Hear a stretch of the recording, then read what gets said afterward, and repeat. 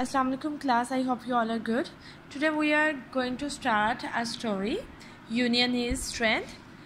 There lived an old farmer in a certain village. एक गांव में एक बूढ़ा किसान रहता था. He had 3 sons. उसके 3 बेटे थे. They were always quarreling with one another. वो एक दूसरे से हमेशा लड़ते रहते थे. He felt very anxious about them. वो उनके बारे में बहुत परेशान रहता था.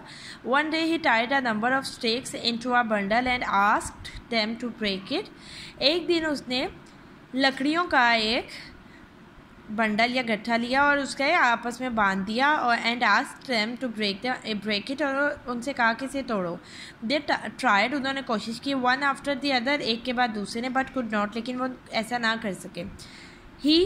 फिर उसने अनटाइड द बंडल और फिर उसने उस गट्ठे को उसे खोल दिया and asked them to break the sticks one by one, और फिर उन्हें कहा कि इसको अब एक एक करके तोड़ो.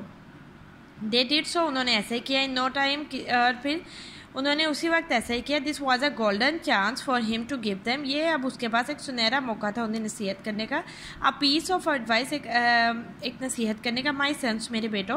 ही सेड, उसने कहा, लाइक दीज स्टिक्स, इन छड़ियों या इन लकड़ियों की तरह, डंडों की तरह, you will be strong and powerful, तुम मजबूत और ताकतवर हो जाओगे. As long as you are united, तब तक जब तक तुम इकट्ठे हो.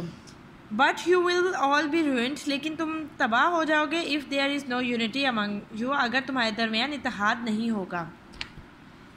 मॉरल क्या है इसका? यूनियन इज़ स्ट्रेंथ, यानी इत्तेहाद में बरकत है या इत्तेहाद में मजबूती है. ये हमारी हो गई है स्टोरी और आपने इसको लिख लेना है अपनी कॉपीज़ पे और याद कर लेना है. ठीक है, थैंक यू क्लास, अल्लाह हाफिज़.